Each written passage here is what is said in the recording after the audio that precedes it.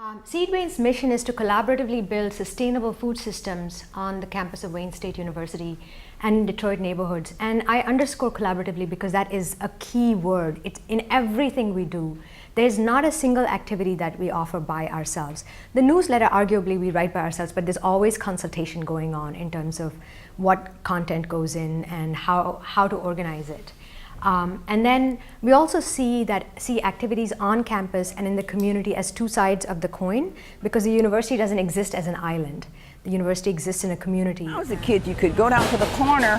If you turn that way, you could go to Dingles, and if you turn that way, you could go to Squiggles, you know, and there were stores. And my mother didn't like Dingles potatoes because they had knots on them, so we would go down there and get onions, and we'll go down there and get potatoes, you know. But you can't do that stuff now. They don't even have stores. I honestly had no idea what detrimental state the Black community was in with regards to stores, especially supermarkets around the country. So we started by speaking to the City Council in June of 2006 and criticizing the city for not having a comprehensive food policy, which we were appointed to create a task force to write a food security policy, which Dr. Patacucci mentioned earlier.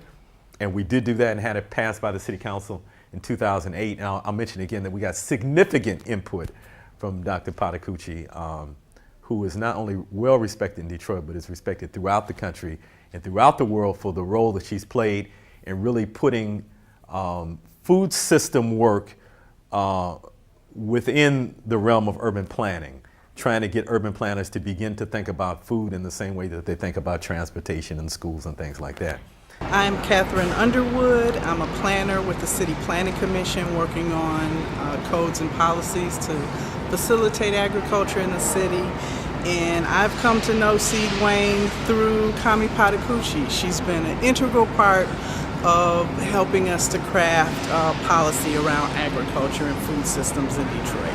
At Eastern Market, we take really to heart one of our functions is as a food hub. And it's a place, it's a portal into which the city of Detroit, into which great high quality food products come.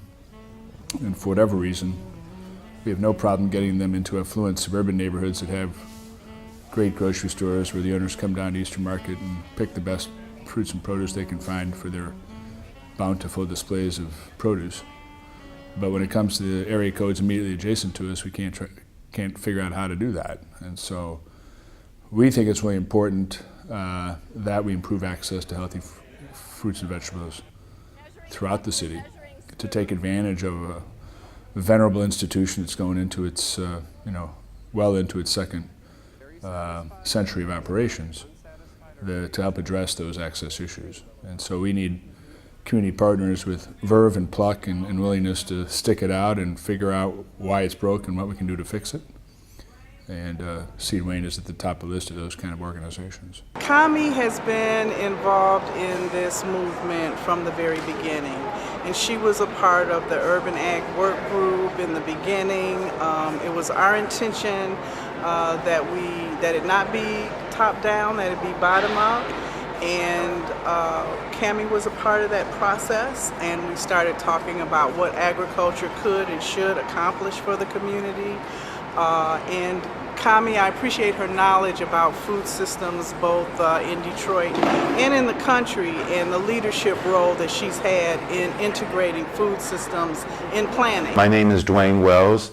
I'm president of Gleaners Community Food Bank, and we work quite closely with Seedwayne, and I think it's an important program because it's yet another point of engagement, particularly for young people around issues of food security and hunger and other related issues. So I think it's a great program for building that awareness and engaging that targeted audience in the conversation. Wayne is a very unique university. We are one of the few public urban universities that is both highest in research and community engagement, as designated by the Carnegie Foundation. So that is a unique combination, and it means that much of the work that we do here at Wayne has implications for important problems that make a difference in people's lives, things that are significant. And what is more significant than food and food systems and sustainability? In 2008, I wrote a grant to the Ford Motor Company Fund. It was a challenge grant. They wanted to fund a project that met a variety of criteria. It needed to involve students. It needed to have a business component or an engineering component. It needed to address a key theme, sustainability theme. It needed to involve partnerships between campus and community members. She was awarded a sizable $100,000 grant from Ford Motor Company for her work. I think joining the Seed Wayne was probably one of the most exciting things about Wayne State. I think the most important thing that Seed Wayne does is to make visible through its marketplace, let's say, to make visible through its marketplace the wonder and the glory and the delight of what once was a common experience of people all across this country, which is the immediate access to fresh food that was grown where the fresh food is being consumed. That's something that we've gotten way out of touch with in this country. Seed Wayne has a number of different facets to it. Clearly we're an institution of higher learning, so there's an educational component to it, but it also has a very practical aspect to it. So it's providing food to members of the local community. They organize a farmer's market every week all summer, which is absolutely great and is a great gathering place for the community, but also a way to make sure that local residents in the community have access to fresh food, which is something that's more difficult to come by at times. Seed Wayne has had a huge effect on what I want to study in grad school and even in me wanting to go to grad school.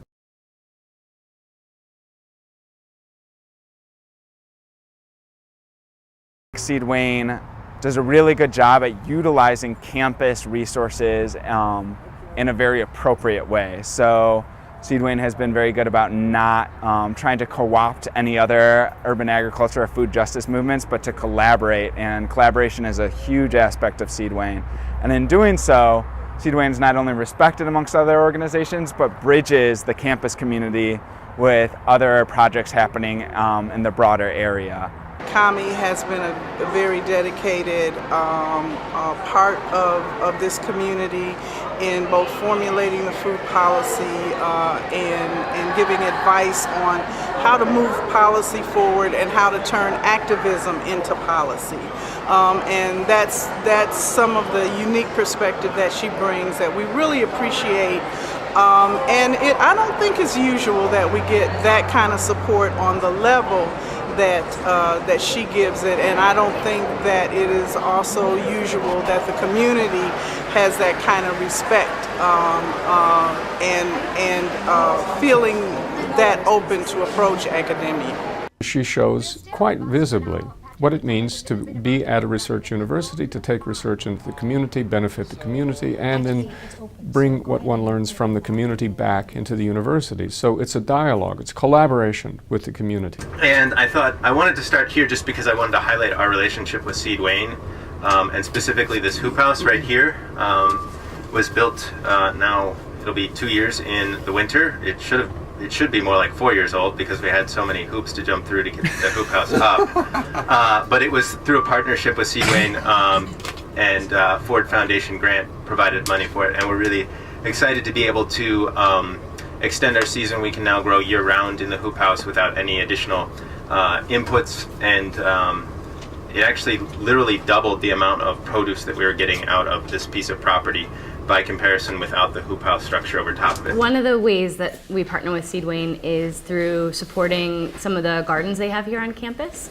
And I feel like although a lot of the students commute here to Wayne State, there's just an immense interest in food systems work and reconnecting with food. So we get a lot out of the partnership because of the dozens plus students that are involved in those gardens and what they contribute to the overall gardening community in the city of Detroit, which is pretty great. As well as, of course, all of the momentum and inspiration that Seed Wayne is spreading throughout the entire campus, resulting in volunteer groups, volunteering in gardens, and all kinds of other research and service-related projects that are supporting gardeners. Also, we're super fans of the Wayne State Market, the Seed Wayne Market at Wayne State, and our cooperative actually sells there every Wednesday. It's definitely the most popular of all the neighborhood markets. People really like the feeling, the customers that are here, the diversity of the market, and Kami does a great job running it. The thing about most classroom projects is that they're just that. They're a classroom project. It's a lot of theory, not a lot of rubber to the road type thing. So to actually go out in the community, we've met community leaders, but to actually go out and see what was going on in the community was invaluable. When I started the program, because I'm in a dietetics program, just completing that at Wayne State, and my question was, how do dietitians fit in with this, in this discussion about food and planning around food? It seems like there will be a role, but how do we fit in? And so that helped me find a place that I can take the nutrition knowledge and actually put it to use for making sure people are able to get what they need. I learned what they need. I learned about good nutrition, but how do we get the access? You know, it's one thing to tell a person to eat a carrot, but another thing to make sure that they're able to get it. Mari Gallagher was in town and was doing a big food desert study, and she was looking at all food retailers in Detroit, both fringe food retailers and fresh food retailers. And the grocery stores would be considered fresh food retailers. And kind of the upshot of what she found was that Detroiters lived twice as close to a fringe food retailer, so like a you buy, we fry place, or a liquor store that sells hot food, or McDonald's, than they did to a fresh food retailer. We work with liquor stores, party stores, gas stations who will work with us. To get them to help them to carry fruits and vegetables or carry more fruits and vegetables. We we went into about 260 stores, and of those we have 18 stores participating. So as you can see, this is not something that stores are just waiting to get on. Well, I think that the importance of institutions being involved in it is immensely important because institutions have so much impact, both in terms of their ability to purchase local foods, but also the amount of materials they make that can be composted, and also the amount of research facilities that they have and real-life learning experiences for students. I'm with Honors College, which is actually right next to the garden, and for one of our classes we had to do a service learning project where we joined a community group or volunteered, and we learned about the community to try and solve an issue or a problem. And we chose Seed Wayne because it was right here on campus, and they're around the community trying to raise awareness of health and other issues, as well as providing all this great food and teaching experience for students for free on campus. And so we started to come here just about the beginning of the winter season, where they started these winter gardens, and we've worked with them since then. And it's been quite a learning experience, because I knew very little about gardening before, and just in a few short hours just working with Charles and the great people here, I could probably start my own garden pretty easily in my backyard, and it actually has helped me learn a lot for the project and for myself. The objective of this garden is to demonstrate season extension and how you can grow food in the colder months here in Michigan. And the goal is to have a harvest to share with the community at a potluck on April 23rd, which is during Earth Week. And so we have our student volunteers that right now they're closing the structure. We've gone through and we've pricked out the extra plants that are creating too much concentration, and we've watered the lettuce mixes and picked out all the extra things that we don't want to eat. Most of the world's biodiversity is actually insects and plants, and it turns out that an awful lot of mobile species are actually passing through cities, often barely noticed, and And they are, when people choose to document them, it turns out that urban gardens, even pots on balconies, are playing very important roles in maintaining this biodiversity between their more typical, more rural habitats and the next rural habitat on the other side of the city. So urban agriculture has some very constructive roles to play in ways that we might least expect. Wayne State is a top-tier research institution. We do about $250 million a year in institutional research. We're also the only top-tier research institution in Michigan in an urban area, and we are a Carnegie classification highly engaged urban university. So initiatives like Seed Wayne, when you start looking at some of the challenges you find in urban centers, not just here, but across the country, across the world, they center often around the access to fresh fruits and vegetables, and reusing land, and urban farming and gardening and those types of issues. You know what, I liken it to, if anybody's seen Inside the Actors Studio, well, that's what it is for food, because we get people who are out in the community actually doing the work, and they come in and they talk to us. They allow us to ask questions. They talk about their experience, how they got where they are, what led them to their path. So that part, the seminar series, it reminds me of that. It's a very small setting, and you get to meet people that you wouldn't often have access to. And then the project portion, like I said, is actually real projects, real need in the community that we get to work on and get experience. It was experience building, it's a resume builder. I thought it was a great course. Racism is pervasive in American society, and it exists also within this good food movement, and it exists in Detroit within the food movement. And some of the encouraging things I've seen are through Undoing Racism in the Detroit Food System, this monthly gathering that we have the first Saturday of every month. This month is taking place the second Saturday because the Easter weekend was this past Saturday. So it'll take place this coming Saturday, this month, but at the Michigan State University Detroit Center. So we have a number of people from some of the key organizations who attend these discussions about race and power in the food system. And so we have some people, some whites, who are moving much more intentionally to operate in a way that is empowering to the community as opposed to exploiting the community. The example I often like to hold up is Earthworks Urban Farm. And we have a very close partnership with Earthworks. And Patrick Crouch, I consider to be my comrade, and is a white man who is grappling with this issue of white privilege and how he functions within a majority black city. We are a program of the Capuchin Soup Kitchen, and that's a really important aspect of our work. The Capuchins, if you're not familiar, are a Franciscan order of friars, so they're followers of St. Francis. And one of the things that's really important to them is this connection with the earth.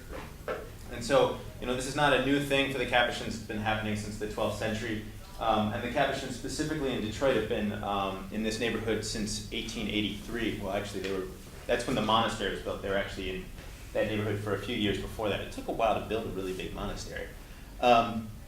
And so our work is really grounded in that idea, and even growing in that neighborhood isn't a new thing for the Capuchins. Of that, when the monastery was built in 1883, the Mount Elliott that it's on is actually where the city limits were, and so they were actually outside the city limits, so the city's zoning code didn't dictate what they could or couldn't do, and they were able to have livestock on site. The farm itself was started about 15 years ago by one of the friars, a friar by the name of Rick Salmon, who really wanted to see there be a greater connection between where food was coming from and the food that was going into the soup kitchen that we're a program of. So our mission is really to create a just, beautiful food system for all, and I think for us that's a really important element, is not just talking about justice but about beauty, because so much of social movement to us is about sacrifice, so talking about what you have to give up, and for us it's really about creating this beautiful world in which all have what they need. So go forward. So some of the sort of ways in which we do that is building leadership and ownership of the local food system, creating a stronger sense of community, and preserving the commons. It's an introduction to food justice movements and how they relate to urban planning in cities. We've had a series of lectures which has been really eye-opening.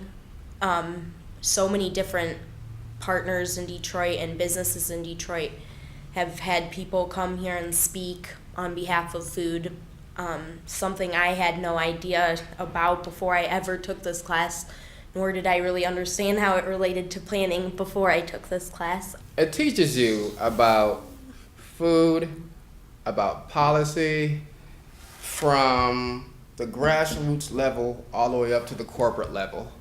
And Kami, just overall whole class, you know, actually broke it down systematically. So you can actually analyze each and every input and each and every output. And that was very informative. As far as the food, urban agriculture goes, it's only from taking this class that I know now that Detroit is like one of the leaders in urban agriculture.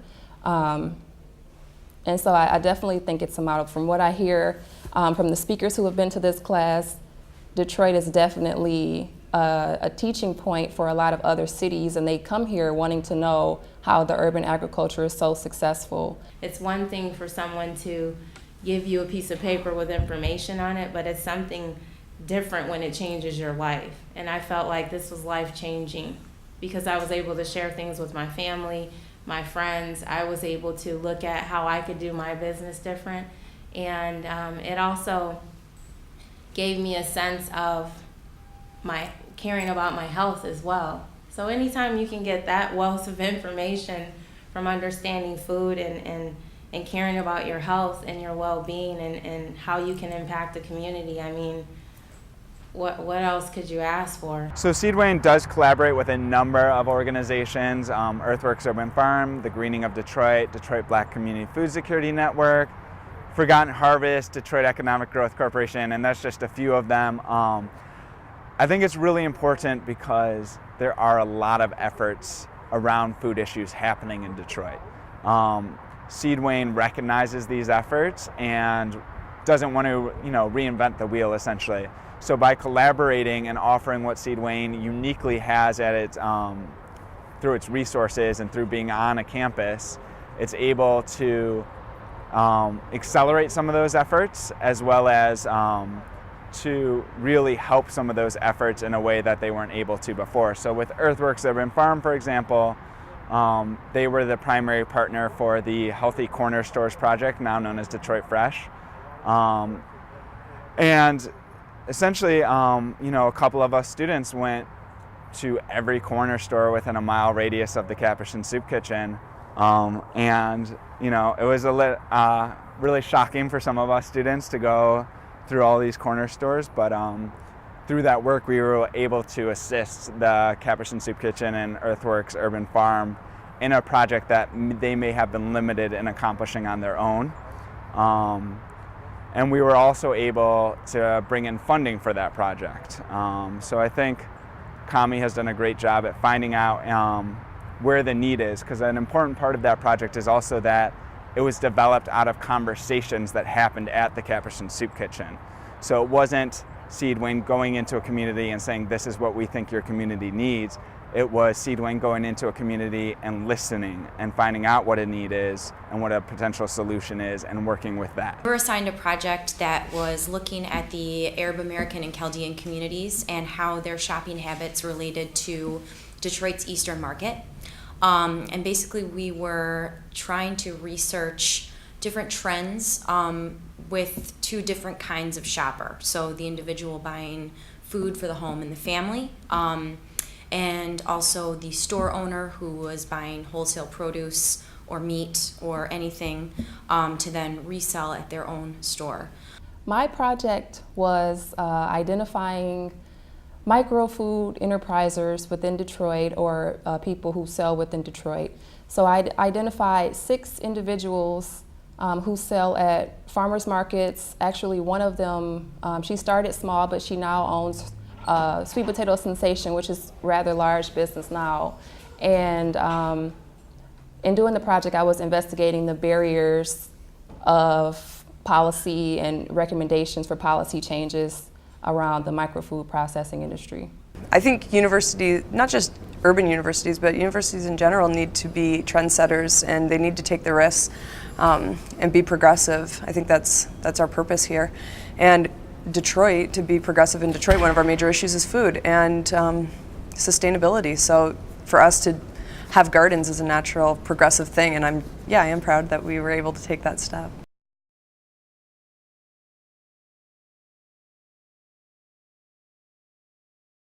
It's about bringing the community together of Wayne State and basically promoting urban gardening on campus. It brings all kinds of groups together, not just Wayne State students. I got involved with Seed Wayne through the civil engineering department. At the current time, I was working under the environmental engineering, and Kami needed some assistance in designing and building a rooftop garden. And what we did is we built 3 rooftop beds. They're essentially 4 feet wide by 8 feet long. And they're located on the top floor of the parking structure number 5 here at Wayne State. They're about 1.5 feet deep. And we elevated the entire bed by about 1.5 inches off of the concrete surface because during the summer that concrete is going to absorb a lot of heat. And in order to dispel some of that heat away, we raised the beds. Additionally, one of the concerns that we had was how are we going to water these plants on the 5th floor of a parking deck. There's no water anywhere. So what we did is we built a canopy type structure to collect rainwater, and that water drained into a barrel, and that barrel, I believe, not sure, but maybe a 50-gallon barrel, and that water was then used to irrigate the vegetation that Seed Wayne decided to plant there. This demonstrates of what people can do with just a little bit of space, whether it's their backyard or at a campus university or at a school, or if you just have a raised bed. It demonstrates what can be done, what can be possible. It helps us understand the environmental factors that the farmers face. So it helps me in running the farmers market. It helps give a perspective of the conditions the farmers are dealing with. So when I see the products show up at the farm stand, I have some feeling of what the farmers have been facing with the weather, whether it's heat or extreme cold or with rain like we had last year. So it helps give a perspective on how things are growing overall in Southeast Michigan. And it demonstrates to the gardeners different ways to grow food, different foods that we can grow. So this year we're going to try soybeans, which is edamame. Charles is very organized, and so he's perfect for the job. He's quick on his feet, quick thinker, really loves people, really a good teacher. And so I think he does a good job of keeping everybody on task and having fun. My name is Cindy, and this is my 3rd year gardening. I had 2 years from the Nubian Language Department, the Garden of Babel, and now we're at the College of Ed. I'm over at the College of Education now, and I enjoyed the past 2 years' experience very much. So I rounded up the crew. I'm the team leader. There's something healing about doing this kind of work, first of all. And I mentioned at the start that for me this is a spiritual work, and really the underlying reason I'm doing this, in addition to food access being real important, but I think that we have a crisis in American society in that people are disconnected from nature and disconnected from the flow of the universe, right? And so working outside, putting your hands in the soil, becoming more aware of the weather patterns, becoming more aware of the relationship between insects, plants, animals, kind of makes you more aware of your place within creation. And so underlying everything that I do, that's really what I'm trying to do, to help people reconnect. And I think that reconnecting will help solve a lot of the other problems that we have. If students want to get really involved, there is space for them to get really involved, and it's definitely encouraged. So that's awesome, because so many times it's hard for for students to have a place at the table. By developing these leadership skills through working with Seed Wayne, students, once they leave Seed Wayne and once they leave Wayne State University, carry on these issues with them into whatever field they go into. Seed Wayne represents a very diverse academic background. There's students from all different departments, and we really believe that food plays a role in every single field, that every field intersects with the food system. My name is Sean McElmurray. I'm in the Department of Civil and Environmental Engineering here at Wayne State University, and I got connected through Cami Patacucci here with Seed Wayne. My area of expertise is in the transport of metals within the environment. Particularly, I've been looking at how metals move through the urban environment, and one of the issues that's commonly raised by residents here in Detroit is concern over lead contamination in their gardens. And so Cami came to me and asked if I had any information that I could share with her on that, and we started collaborating on some research to look into that issue and try to understand a little bit better about how lead is distributed in soils throughout Detroit and what types of remediation actions we can take to help mitigate the potential risk to exposure to lead in contaminated soils. The title of the program was Farm Fresh Express, which is a name that the student group came up with, and we were to deliver produce to people on campus, faculty and staff that weren't able to necessarily come to the market due to busy schedules and time constraints. So we were trying to increase access to healthy food by bringing it to them. And we created a inventory system that we would take every market day, post it online, and then have people access that on the website and place an order. And later in the afternoon, we would deliver the order to them. I think the most important thing about Seed Wayne is bridging the gap between the university and the community, and serving as a way for those two things to communicate with each other. Because the university has lots of resources and people and intelligent people with good ideas and who can help, but maybe they don't know how. And the community has also a lot of great ideas, and they maybe don't have the resources or the numbers of people or something to get, or maybe just the organization, but that the university can offer. So I really believe that urban gardening, for instance, is something where it's much stronger when you have the community and the university working together than if we were just doing these two separate things. Going back to the combination of the highest designation for research and community engagement, I see that the work fits into bringing those two together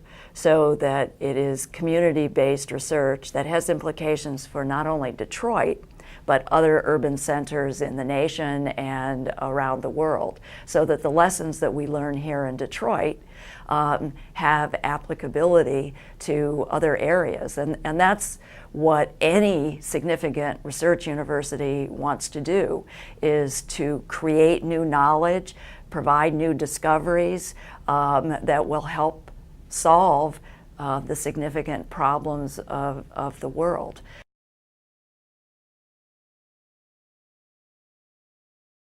The farmers market offers a variety of fresh and healthy prepared foods derived from across Detroit and the region within an hour and a half radius driving distance of Detroit. And really it's about increasing access to fresh and healthy foods in a workplace setting and a campus setting where such foods are not traditionally available. It's about connecting people in the course of their ordinary business to the sources of their food, whether the sources are farmers from Detroit or farmers from the region, or people who bake bread in the city or prepare other foods. It's a way for people to learn more about where their food comes from, how it's grown, get information about recipes to make, to make things that they've never used before, and to meet the people who are selling them their food. It's a place where they can meet their friends and co-workers. It's a fun, sociable place, and it's right here in the heart of the city, in the heart of campus. The farmers market also helps us deliver other goals. For example, we engaged students and faculty members in the art school to do a sculpture called the Apple Art Project, and that captured the imagination of a lot of people and got a lot of attention to the farmers market, to the artists, and to the Michigan agriculture. We work with students who do their projects in anthropology, for example, and want to interview people who use the farmers market to figure out exactly how they use the farmers market. In other words, the farmers market has a lot of basic goals that, as I outlined, but in addition, it serves other functions as they relate to education, research, engagement, and it just creates a beautiful, sociable place on campus. And it does that in the summer when campus is a little bit slow and lazy, and it does that in the fall when it's bursting with people and the harvests are bursting in farms and gardens. I think the most important part of the market is what it does for the community, but not just like the surrounding areas, what it does for people on campus as well. It definitely gives them a better option versus like going to the student center and getting KFC or Taco Bell or McDonald's, which is absolutely disgusting. But you can get something fresh and it's that easy. Like even if you can only stop and buy one apple, that can change your entire day. And this is your first time using your bridge card? We have the most fabulous staff members working for us. We call them program leaders. So Jasmine Wilson is she staffs our EBT table. The EBT table is where customers who use the bridge card at the market come and essentially get tokens. They pay for their products with their bridge card, which is food stamps, which used to be called food stamps, or it's called Supplemental Nutrition Assistance Program, or SNAP. It also allows us to provide an opportunity for them to use their bridge card at a place where there's a range of healthy foods available, as opposed to, say, a corner store where the foods, where there's probably just junk foods and processed foods available. In addition to using SNAP at the market, we also then give additional dollars in the form of Double Up Food Box, which is sponsored by the Fair Food Network, which gives them additional dollars with which to buy Michigan-grown fruits and vegetables. And by this, we help them increase their budgets for fresh and healthy foods. And it also gives them the opportunity to try new things that they otherwise might not be able to. Detroit is a majority African American community, and it's a fact that hits us in the face on a daily basis that very few businesses, especially very few food businesses like grocery stores and restaurants and other sources of healthy food are run by people of color. There's a larger critique of the food system, and that is that it ill-serves people of color and communities of color. There's a lot of exploitation of communities of color in the farm sector. There's the lowest paid jobs in the food system really are dominated by people of color. And this is an injustice. I'm very proud of the diversity of vendors that we have. We have 16 vendors, and out of those, 7 are people of color. Their businesses owned by people of color, or they are organizations. They're run by organizations that represent the interests of communities of color. We have the Vang Family Farm, which is a Hmong family farm, which they use traditional Hmong farming practices, which comes out of the Asia territory. We eat like dandelion greens or amaranth, or sometimes bitter melon. A lot of people don't know about bitter melon, but that's a really good vegetable. A lot of people like eating our oriental stuff. The market is just a natural extension of my personal life. We're both vegetarian. We consume fresh produce as much as possible. So it's just great that I don't have to wait till the weekends to go to the farmer's market at home. I can come to work and get it done at lunch, and I can also get a nice sandwich or something at lunch with fresh produce. I was very excited because I just live about a mile down the road to come here and just see all these tents filled with all this fresh fruits and vegetables that are local and seasonal and really inexpensive. I think after I have moved to Detroit, I've actually become a lot more of a localvore than I was when I lived in New York. I'm very proud of the fact that we're helping spur new businesses and grow them.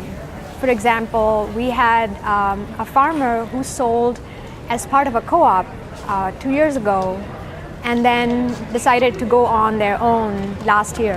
And so now we have, a Detroit farmer who's selling separately from the co-op and doing very well, and we're very proud to have Brother Nature as part of our vendor lineup. We're doing some interesting things instead of what usually happens with the food system. The food comes in from California, it's sat on a truck for a couple weeks, and instead of that, we have food that's ready to go, that's just a few hours old, and I take a lot of pride in that. Not just our food, but like the stuff at Russell Street, the stuff that the Vangs bring in, it's all like very fresh, and it's a different take on your farmer's market. You don't have the wholesalers here. You just have growers that bring something unique. It's not just carrots and potatoes here. You have like very unusual Asian vegetables, you have Avalon Bakery, you have all kinds of things that you just can't get at the grocery store, and since we don't have grocery stores in Detroit, it makes this type of market twice as important. This morning I was telling Charles that isn't it so great you provide a structure and then on a weekly basis things just happen on their own. People come in, they park their vans or cars, they bring out their produce, they set their stalls, customers come, they buy their produce, you have all these conversations. And all of this happens, because you've provided a structure. And of course, we did it in collaboration with lots of different people. And it's magical. Tastes like real food. I come from Albania and it tastes like there.